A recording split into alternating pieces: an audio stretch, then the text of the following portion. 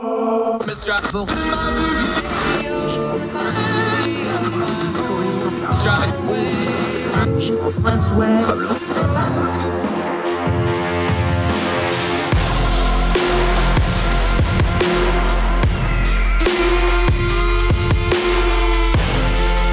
host, Andrew Donaldson. This is Heard Tell. Welcome back to Heard Tell. I'm Andrew Donaldson. Thank you so much for giving us the most precious thing you have, your time. So we try to do what we always do, turn down the noise, get to the stuff we really need to know, information, not affirmation, discern the times we live in so we can know what's going on. Let's start with Congress. It's a big old hot mess, as we've been predicting, as we've been talking about, as everybody who paid a lick of attention to what was going to happen when this Congress tried to seat itself. This is a big old hot mess. Kevin McCarthy has failed on 3 ballots to try to become the Speaker of the House, and that has ground everything to a halt. Here's the thing. Despite what you see in some news reports and things like this, Congress isn't even sworn in yet because you got to elect the Speaker of the House first, and then he swears everybody in. That's how bad a mess this is. Let's strip this down, though. There's a lot of politics involved here, and everybody's caught up in the moment of the thing. What's our core principle here? Things do not happen in a vacuum. They happen in a sequence. Let's talk about the sequence of events, but let's take the politics out of it for just a second and just talk about it from a leadership perspective. Say you're in a company, say you're in a civic organization, or you're a religious group, or your church, or whatever, even a household. Leadership matters. And the thing about leadership is it should be self-evident, especially good leadership should be self-evident. So when you see chaos, there's a leadership problem. 100 times out of 100, there's no debating it. If there's chaos, there's a leadership problem.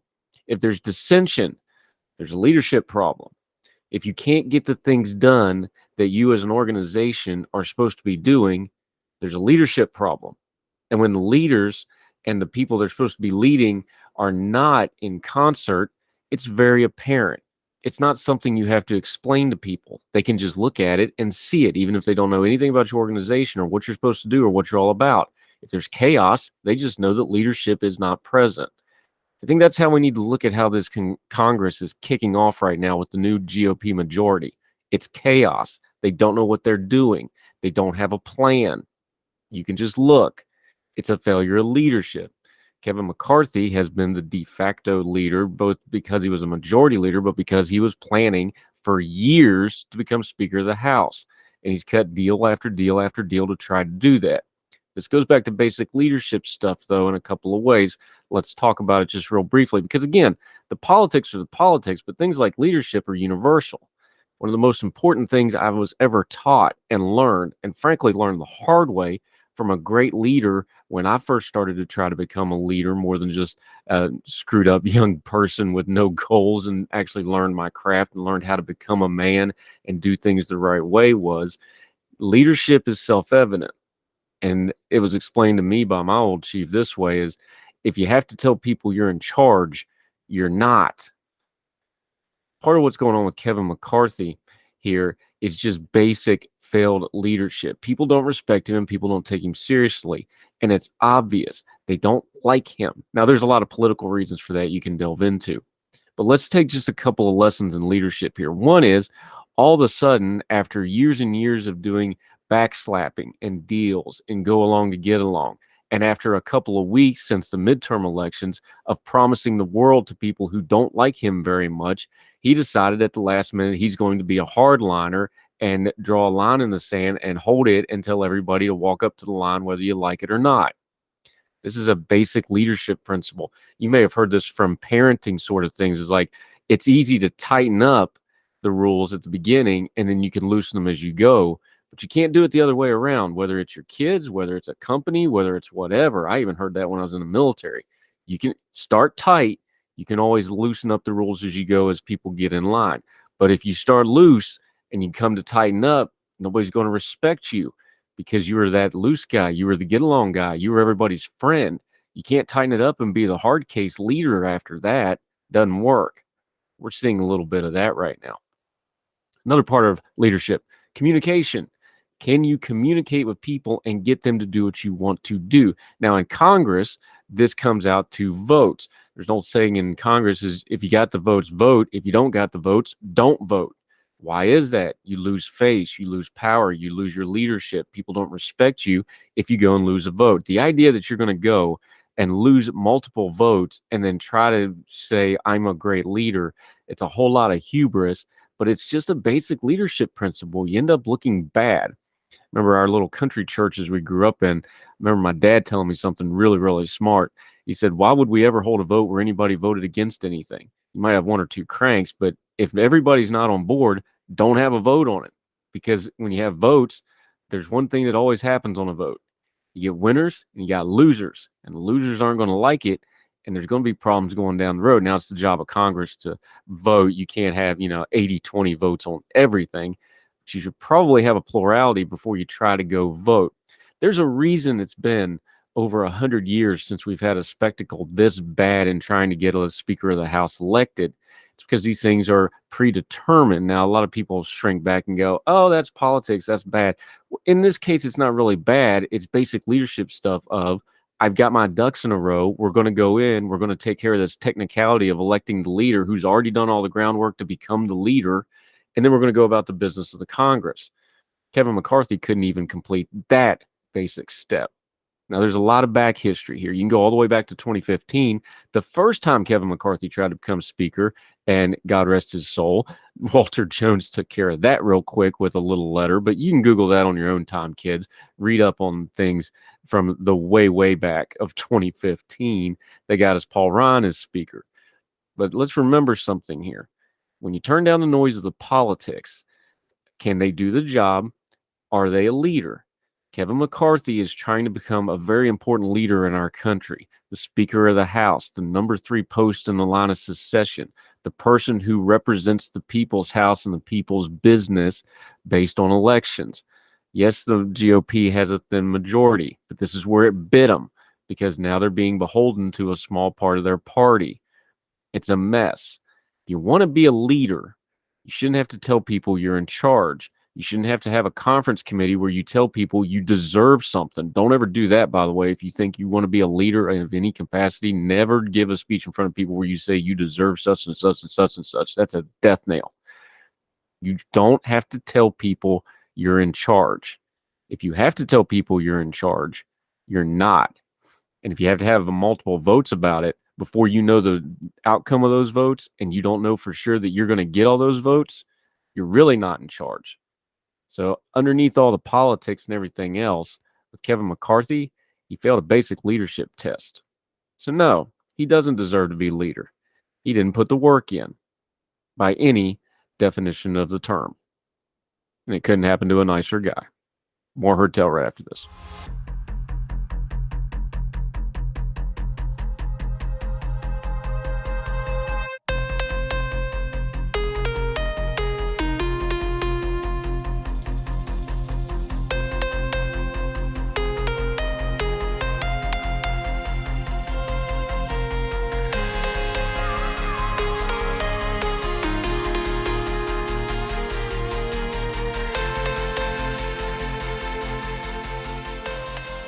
Welcome back to Heard Tell. I'm very excited about this new face on the program, but somebody I'm very excited to talk to. He is the editor-in-chief of The Voice down in Atlanta. He's going to tell you all about that in just a minute. Donnell Suggs, how are you, sir?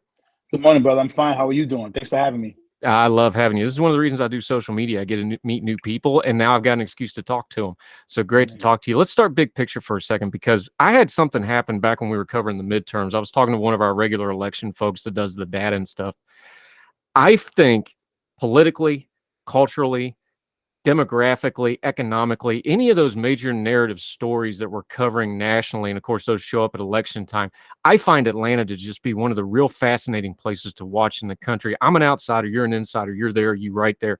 Does it feel that way to you folks, that you really do have a microcosm of a lot of the wider issues going on, and we got them all right there in Atlanta right now? You're spot on. I think what's special about Atlanta is it really isn't Georgia.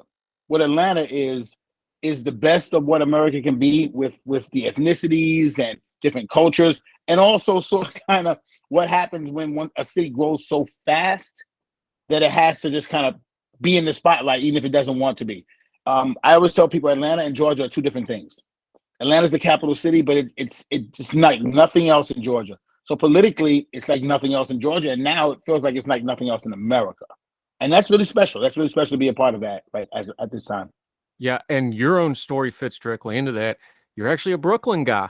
Yes, You've been sir. there for quite a while now, so no shame in saying you're an Atlanta original native, whatever you want to call it. But you're one of them.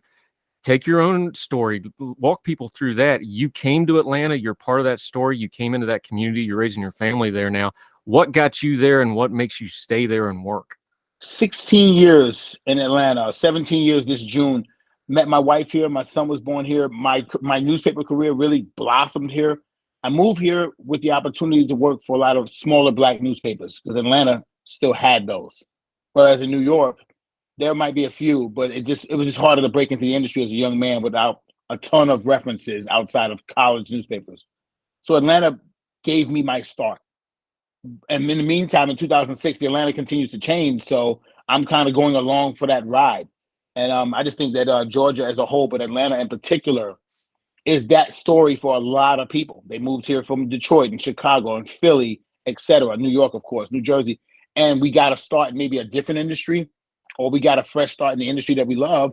In Atlanta, at least at that time, because it wasn't as crazy as it is now, as far as 8 million people. When I got here, it might have been like 5. And it was still like, oh, people were saying, where you going? Atlanta. Okay, why? And now it's like, oh, where you going? Atlanta. Oh, of course. And that's the change. So I think my story is very similar to a lot of people, that it's just a place where you can get a fresh start or get the start you were looking for. And that's definitely what happened to me. Yeah, Donnell Suggs, he's the editor-in-chief of the Atlanta Voice. You just mentioned it. You got your start in newspapers and writing. We've been talking a lot, and we covered on our show, and when we have reporters on, I always talk to them. It is a big thing in our country, this dynamic, the nationalization of media. Even though Atlanta's a major city, there's still local reporting that's really, really, really important. We just saw this with the Santos story in New York. Local paper had it, national media ignored it. There's lots of examples of this. Even in a major metro like Atlanta, one of our fastest growing, biggest metro, the diversity of it, the size of it, the way it's growing, the politics of it that we've seen in the last couple elections, local media, even in a big city like that, really, really matters still, doesn't it?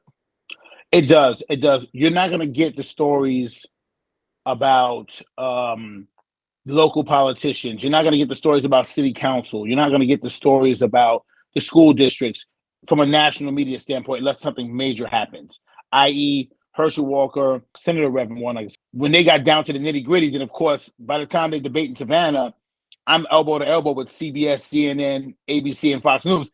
I didn't see any of those people on the campaign trail in the early going when he first announced it, which I get it. I get it. It's not a national story yet.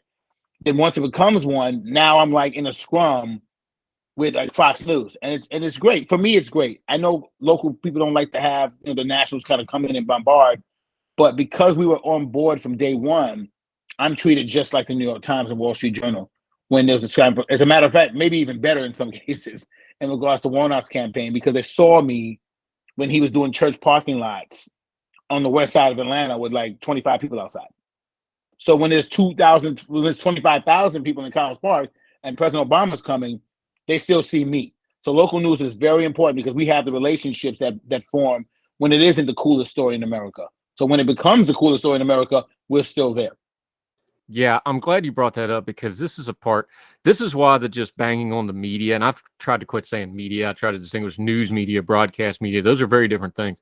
Social You just media. mentioned these are still people and these are still relationships, even though it's a big business. So yeah, you need to build that relationship with a CBS News, a Fox News, and MSNBC, whoever the big national carriers is. They're like, oh, well, we know we can go to this guy and get good information. We can go to this outlet or we can go to this specific reporter.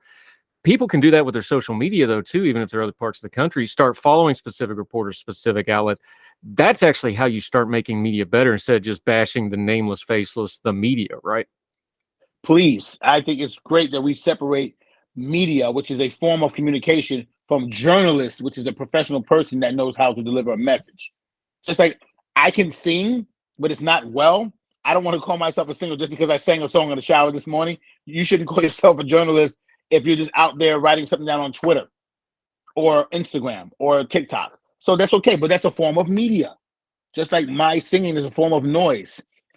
That's a form of media, and that's okay. So I think the locals are our jobs are so much more important now because there's so many people who can get a message out. It might not necessarily be a good one or even true.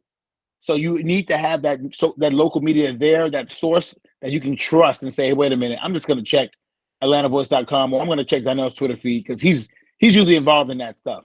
And that's happened a bunch of times, especially during the campaign. Yeah, Donnell Suggs, he's the editor-in-chief of the Atlanta Voice. Let's talk about the Voice for a second because there's a long history of specific newspapers in America. And of course, newspapers are now more digital-minded, so it turns out Black newspapers, other ethnic groups had their own newspapers.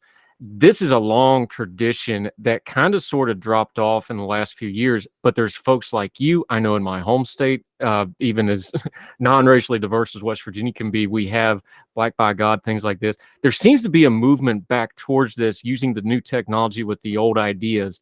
Why is it so important for these people groups, whether it's a Black group or whatever, to have their own voice and their own media? Because like we talked with local media, there's some stories that you can just cover that way that nobody else can.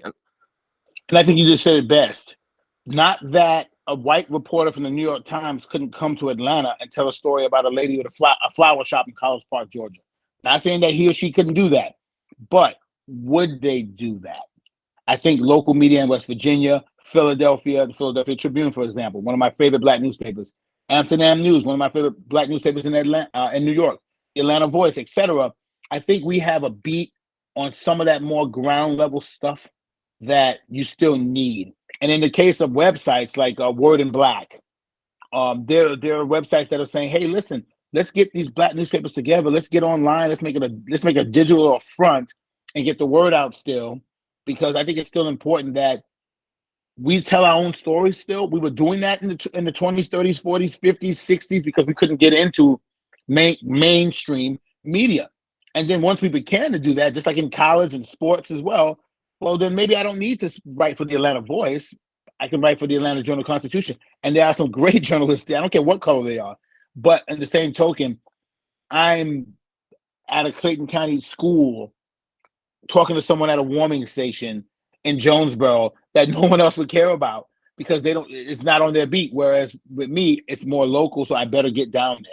And you end up being able to tell really good stories. So I feel like the push towards Black journalism, I think it's a real thing. And even though I just came from a major newspaper. The Atlanta Business Chronicle is a major news. It's the second largest paper in the state of Georgia. And I feel like it's the most important because we talk about development and business. I was there. When an opportunity came to run the Black newspaper in town, I jumped at it because I felt like it was important to be able to continue to tell our stories.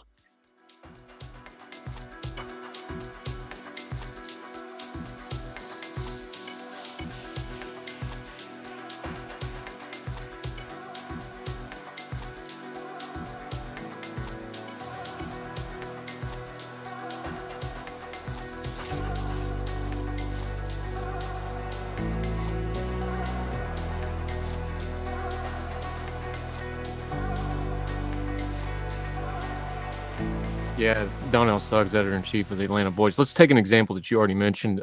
Senator Warnock, now senator.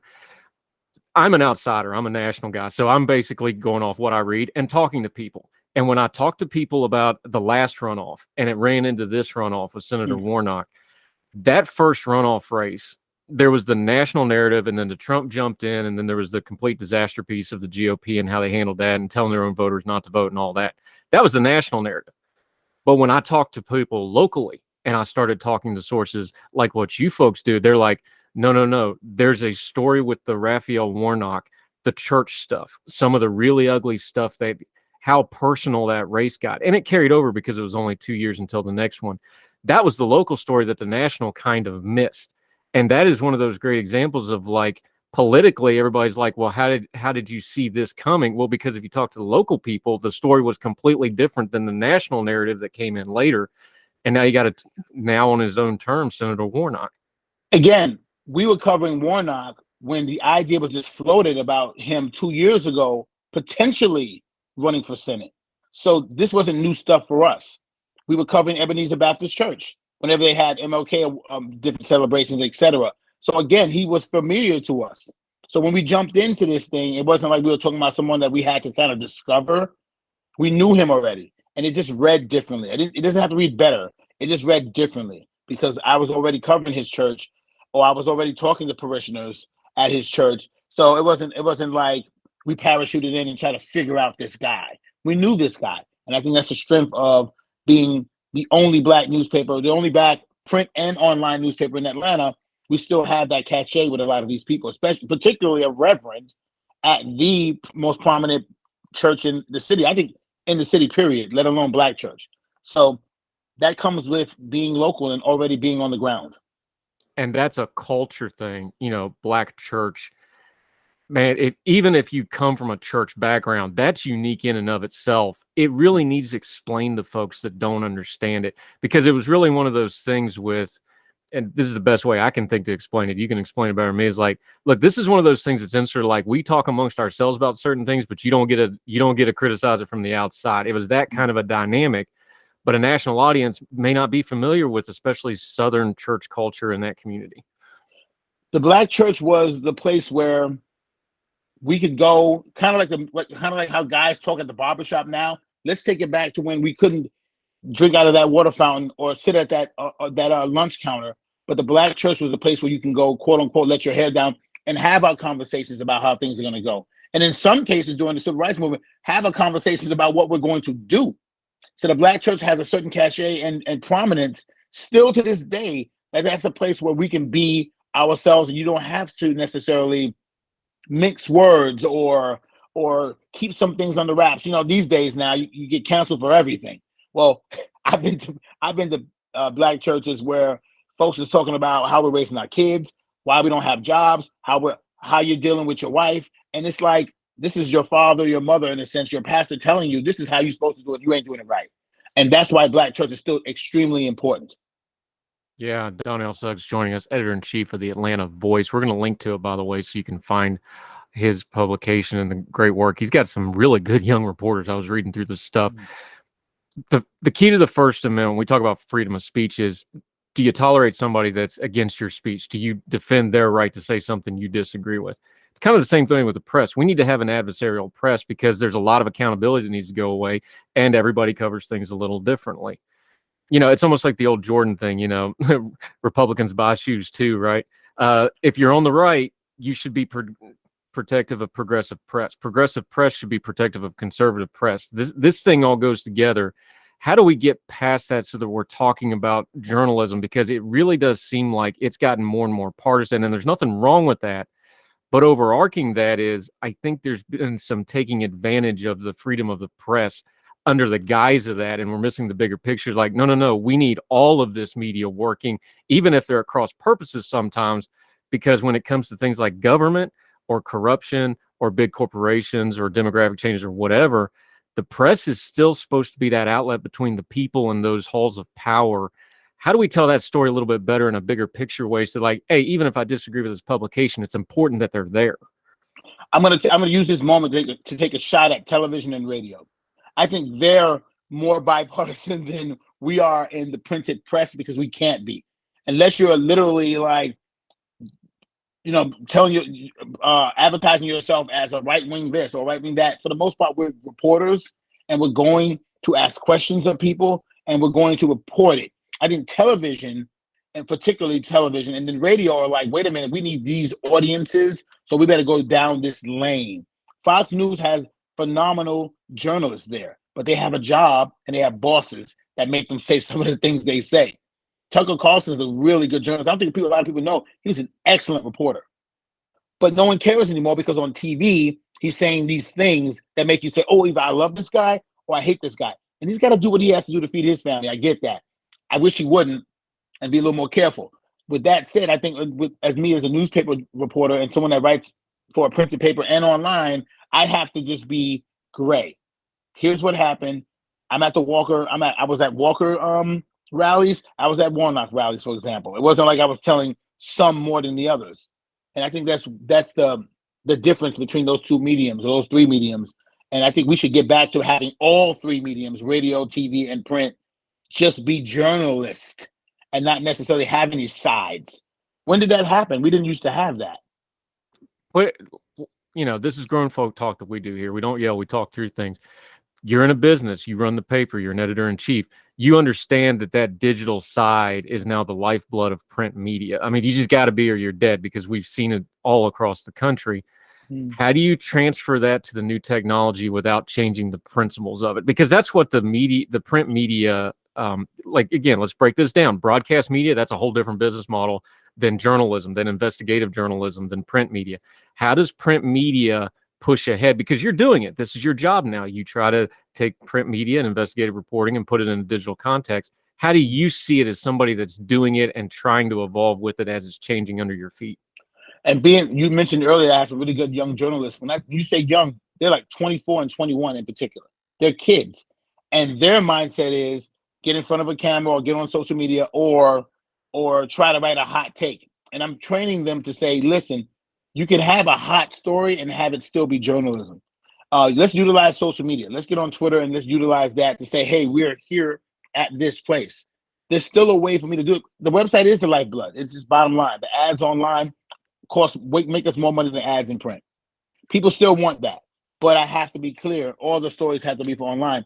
So there's a balance. But I think there's a way for us to do that and still be on social media as well, because that's a way to get to. So I meet so many more people on Twitter than I do in real life. Yourself included. I have all these friends that wish me happy birthday and happy anniversary. And you're like, man, I'm never going to see this guy. I'm never going to see this girl. But we're all friends because of social media. And that's a way we can do our journalism as well. We just got to be really careful with making sure it's journalism and not just putting something online because some certain company wants to pay this much money for an ad.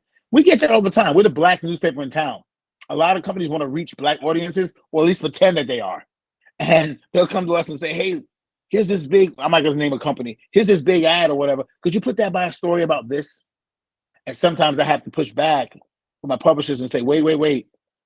That's fine. Put the ad there, but we're going to write the story like we would have wrote the story without the ad. So there's a balance, but it's been fun because, again, now I have a chance to shape the news a little bit instead of just being a reporter. So it's been a lot of fun. It's a lot of work, though.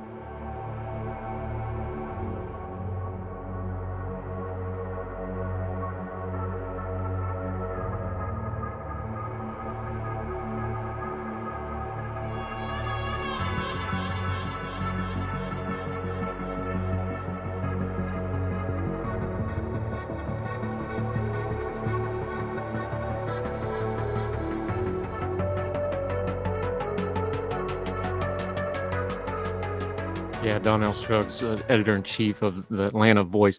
Let's throw some good news in that mix, though, because some of this has been a little heavy. One thing I find interesting with the younger journalists coming up, younger commentators that I get to work with and do some mentoring with them, one of the things I really like to do is this stuff is their natural ecosystem, though. So I think there's going to be some innovation in this because you don't have to train them to do TikTok. You don't have to train them to multi-platform. They just naturally do it. They already know, they brand themselves. You don't have to teach them brand, our age group, we talked about networking back in the day, right? You don't have to tell them that. They do it naturally. It's their natural language. Some of this, I think, is just going to kind of fix itself because I think this upcoming generation that's already technologically savvy, if you can do what you just said about mentoring them, they already got the rest of it. I think we're actually on the brink of seeing some real innovation in how things like media and journalism are done, just because this group of people are going to do it in a way that's never been done before. The business has changed. Now you have publications that you don't need a print press. You don't need an office. There's some that don't even have an office. It's just like we all get on Google Meet and we'll have our staff meeting, and then boom, guys or girls are out covering stories, national stories, local stories. So the business will change, and thankfully, these young people, I call them kids sometimes. I'm 45. I call them a kid. If you're 21, I could be your dad, and it's like that's amazing because I was always the kid in the newsroom. I was always up until my last job. I was one of the youngest reporters there, and now it's like 45 is the old guy, which is great because I still have those things where I say, wait a minute, go back and ask that one more question, or I know they're zooming the press conference, but it's right downtown. Go ahead and go to that. You still need guys like us to say, go to the press conference. I know it's on Zoom, or I know they're going to have it on whatever, but go down there and check it out. So these kids are coming with a ton of talent and a ton of technological skill, but there's still room for ask another question, call them back, go visit that said business or that said politician. So the business is changing for sure, but some of our old tenants, they still matter.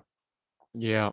Donnell Suggs, he's the editor-in-chief of the Atlanta Voice. Okay, we talked about parachuting. For folks that want to work on that, now that the elections are done, people leave Georgia alone for at least, 12 months or so until we do the next batch of elections. It's going to be a very important state in 2024. Let's not kid ourselves. But locally, what's a couple of the big picture stories over the next year or two are you looking at Atlanta that the national audience or international audience should not, they're not going to follow it all the time, but maybe just bookmark it, like, I need to check on this. Is it the demographic changes? Is it the economics? Is it the Buckhead stuff? What's the stuff that you're watching and kind of keeping an eye on between now and the election? When folks parachute back in, you can be like, oh, we've been here. Here's your cue card on what you need to talk about. Well, everyone, don't waste your time on the Buckhead stuff. That was BS from the gate. We're not going to annex off the most expensive properties in the city because someone wants a fence around it. So that's out. Don't worry about that. We still should keep an eye on Senator Warnock. As a matter of fact, he just got sworn in. What's that? Today. He's going to get sworn in today. And Senator Ossoff will be going up 2024. So keep an eye on that. He'll be back to have to get back out on the campaign. I think we should keep an eye on Georgia as a battleground state. It's going to be huge, like you said, in 2024. Georgia might be, once again, be the key state for whomever is running against Joe Biden. I'm assuming Joe Biden's going to run again, running against Joe Biden for the presidency. And if that's the case, we're right back to where we were, being, the key battleground state and being just having all eyes on us. So we should just keep an eye on that, because 2024 will be here in no time. I feel like it's right around the corner already, and we just started 2023. Yeah, it sure is. Donnell Suggs. Okay, we talked a lot about accountability, the importance of journalism accountability. However, friends have to hold friends accountable. I've got to ask you, it's right in your bio, so I got to bring it up. I'm going to quote you here. You're a devout Met fans, and you believe Fellini's Pizza on Ponce is the best pizzeria in Atlanta. Donnell Suggs, defend your choices. I'm never going to change that. Fellini's Pizza tastes like New York pizza. And I cannot be more complimentary than that in regards to pizza. I'm a Brooklyn native. I lived there until I went to college, obviously, in Pennsylvania, and then got back home for a couple years and moved to Atlanta. Fellini's Pizza on Ponce, there's 3 Fellini's, by the way. Fellini's Pizza on Ponce will be exactly, if you flew in today and said, let's get lunch, I would take you to Fellini's without even telling you. That's what I would do to all my friends that come into town. I got to get them a slice of pizza, and it's the best. So I'm not going to, that and Waffle House is the best restaurant in America. Those 2 things I'll never change. Yeah, I'm with you on Waffle House. I just did a trip to Chicago, so I've been getting Pizza War compliments for the last couple of weeks. So they're serious about their pizza. We'll put Fellini's on the list. Donnell Suggs, let folks know where they can follow you, what you got going on. Let them know about the Atlanta Voice and where they can keep track of you until we see you and your friends again on Heard Tell. Please follow the Atlanta Voice on Twitter at The Atlanta Voice. Also at the website, theatlantavoice.com, and me at Suggs, Suggs, writer, WRITER on Twitter. We're everywhere, man, in Atlanta. If it's local, if it's national with an Atlanta bent or a Georgia bent, we'll be there. So please follow us. Thank you. Yep, lots of good food content on his. You know how much we love our food, because those of us that's got to do this culture and politics things online, that's our sane place. That's why we do all that food stuff. So we'll keep doing that. Sir, I greatly appreciate your time. Looking forward to having you back soon. Donnell Suggs, thank you so much, sir. Thank you, brother. I appreciate you. Yes, sir.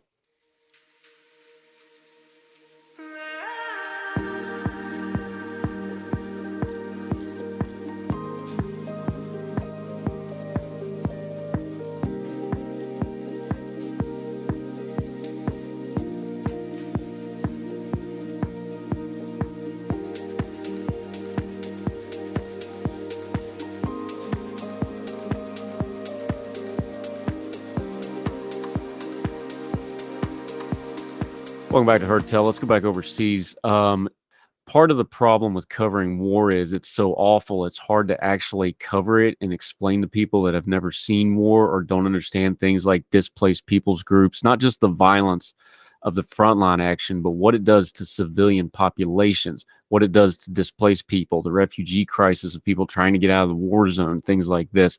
Let's go over to Der Spiegel. That's a German outlet that you should put in your rotation, by the way. I'm just going to read an excerpt from this. This is a very long piece on the children of the war in Ukraine, an example from one family. It's got about 6 people in the byline, so I won't read the whole thing, but I want to read an excerpt of it. We'll link to it. Please read the entire thing for yourself. It touches on a lot of different things. One is when the Russians came in, they've been displacing Ukrainian children and taking them back to Russia. They say, we're going to save your children. What they're really doing is patriating them to Russia and making them Russian, and folks can't find their children again. That's an awful situation. We also are aware of the human rights violations and the war crimes that the Russians are doing in Ukraine. We've talked about that extensively, but let's just go through some of this because we don't want to lose perspective of some of the things going on in the world. Reading from Der Spiegel here. According to the United Nations Children's Fund, UNICEF, you remember that around Halloween every year, there are around 1.2 million minors among the 6.5 million internally displaced peoples in Ukraine, and no Ukrainian children currently have access to regular schooling, the agency says. Since October, Russia has been regularly targeting the infrastructure of Ukraine, thus the only preventing in-person schooling, but through extended power outages, even the digital lessons that some folks can do. Even newborns, infants, and small children are being affected by the war because it begins at birth. This is a quote. Continues when it comes to vaccinations and early childhood development, and then again when it comes to transition to schooling. This has all been interrupted. Some 3,600 schools and kindergartens have been destroyed across the country. Let me say that again. 3,600 schools and kindergartens have been destroyed across the country. Ukraine is at the risk of losing an entire generation. The consequences of missed education and serious trauma could become lifelong burdens for the millions of Ukrainians and serve as a drag on the social development. According to the Ukrainian government, the Russian occupiers have also kidnapped at least 13,000 children, maybe more, taking them back to Russia to be raised by Russian families. In November's speech to the G20, Vladimir Zelensky spoke of tens of thousands of additionally deported children about whom the country only has indirect or incomplete accounts. Even for the UN, it's impossible to compile a precise view of the situation faced by the children in Ukraine and thus the plan to appropriate aid measures. We've never experienced a crisis of this magnitude, says Sahin, that's the UN person. Quote, the situation is constantly changing and there are stark differences between different parts of the country.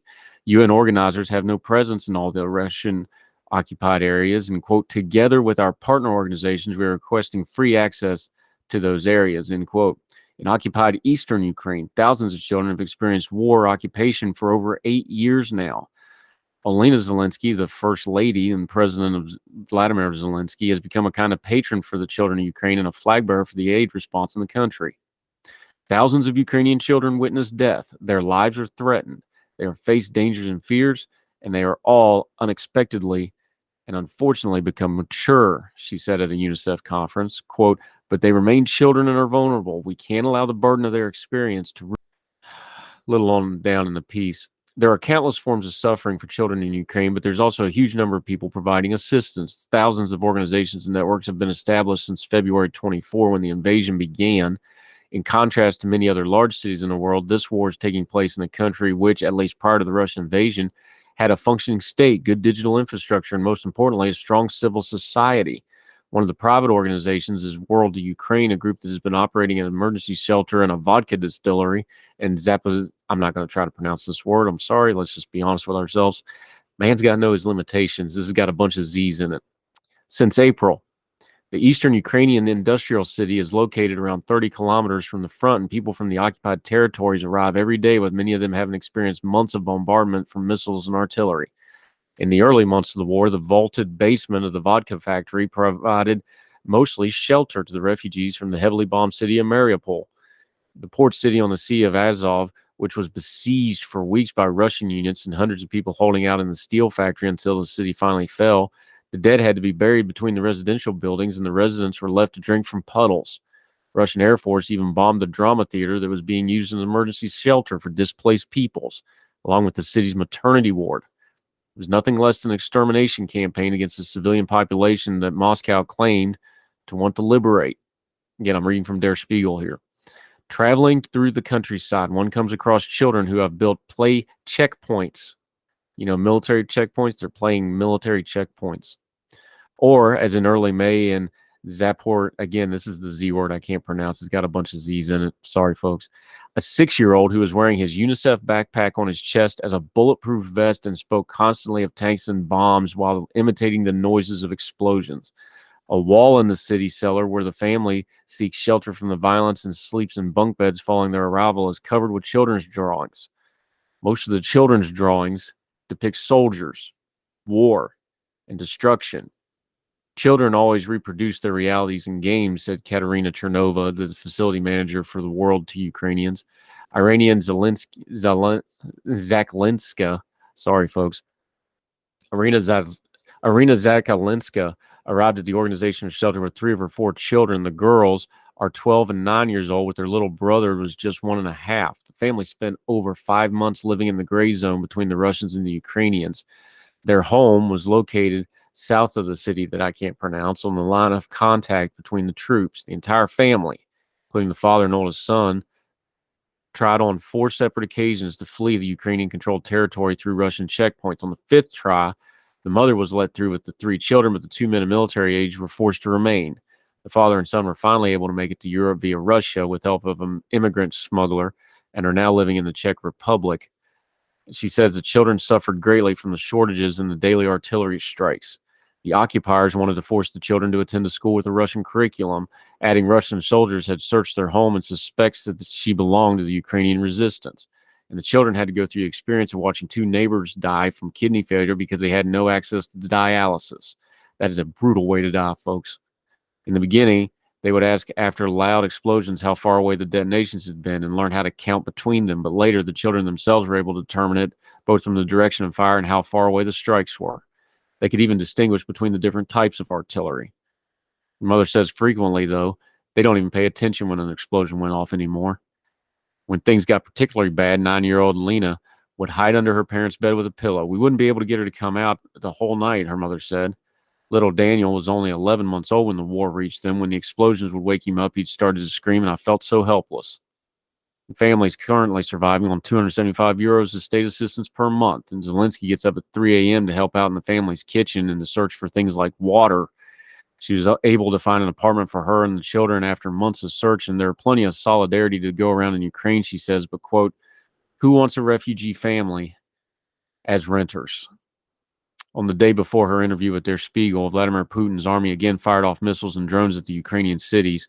There was more of a dozen strikes in the city that starts with a Z that I can't pronounce, and the alarms continued 4 hours and 27 minutes consistently. That's from Der Spiegel, what's going on with some of the folks in Ukraine. It's important to have perspective in the world, folks. There's lots of ugly out there. We can't cover it all, even when we try to. But when it's in front of us, we need to confront it. We need to see it for what it is. This war is brutal. No, Ukraine is not a perfect country, but they didn't deserve to be invaded, and the people don't deserve to be brutalized by dictator Vladimir Putin, who has decided that this war is all about him, and thousands of people have died. Tens of thousands have been hurt, and hundreds of thousands are suffering because of what he's doing. Remember, turn down the noise on this thing. This war can stop whenever Vladimir Putin decides to stop prosecuting the war. He doesn't. So all this blood is on his head. More Heard Tell right after this.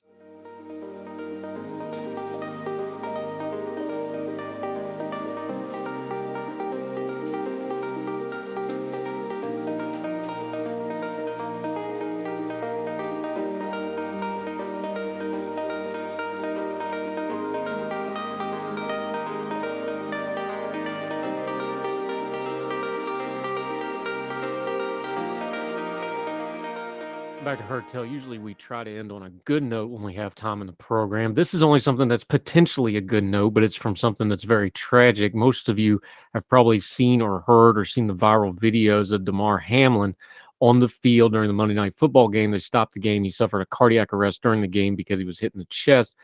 While we're still waiting for him to recover and praying for him, there's some lessons to learn here. If you don't know CPR, you need to learn it. It is not hard. It's not complicated. Most courses in most communities are free. Check out hospitals, medical centers, a lot of community centers. If you have like an area rec center, places like this, even libraries, places where they do free classes, usually CPR classes are free or at very, very low cost. Make sure you go to them. Learn how to do this very simple life-saving skill. The few minutes that you can do something like that until an EMT, a paramedic, or other help can arrive can mean the difference between life and death. And something else you need to go look up: AEDs, the automatic external defibrillators. These things are getting to be just about everywhere in public spaces. They are not hard to operate. In fact, they're designed for people that don't know anything about medicine to use them. It's usually a 4 or 5 step process. And the new AEDs actually just have voice prompts that will tell you what to do. But crisis means you need to be prepared. So in the moment, you don't freak out and start reading too fast or something like that. Go ahead and familiarize yourself. Just Google AED steps, read it. You could print it out, stick it in your wallet, purse, whatever, and have those handy so that you, at least in the back of your mind, have that file to pull up when you might need it. AEDs save lives. It looks like that's what saved life here. The problem is, most people, when they have a cardiac event or a medical emergency, are not only steps away from medical professionals and elite medical help like NFL players do, where there's doctors on the sidelines and a level 1 trauma center was only 2 miles down the road. Most folks won't have that, and you may be the difference between life and death for those people. And it may be somebody you love, your child, your loved one, a friend, a neighbor. And you want to make sure the people in your life, your children, your friends and neighbors, know how to do both of those life-saving things, because you may be the person live there. I've had the experience of knowing when my heart stopped. It happened to me. Now, luckily, I was in a very elite level hospital and I was already on telemetry. So when it happened, I knew it was happening. My family knew it was happening. And by the time I was unable to say anything and started to go out, they were already rushing in to take care of me. And they did. And I survived and I had really good medical care. But not everybody is already admitted to Duke Hospital when something like that happens. If you're out in the street or the field or in your home or wherever, you need to know these 2 things: CPR and AED. And by the way, if you're the part of any kind of an organization, a business, a restaurant, if you have a small business where customers come and go, if you're the member of a church or a school group or anything where people congregate, you need to talk to the folks that's involved, or if you're the leader, and look at having an AED machine. They're usually a couple $100s now. They're pretty inexpensive as a group thing goes, and it can absolutely save somebody's life. So especially if you're in a high traffic area, if you're in customer service, if you're a church group, religious group, social group, school, anywhere people gather, and you don't have an AED machine in-house, you need to go get one, fundraise, whatever you need to do. It can save somebody's life. That'll do it for Heard Tell. Thank you so much. We just marvel at the folks that listen and communicate with us about this program. Thank you so very much. Starting the new year strong. There's a couple things we need to talk about real quick, though. Sometime in the end of January, 1st of February, this show will be going on hiatus. I'd like to tell you how long. I can't, because I'm going to go have surgery. We've been talking about it a little bit on our social media.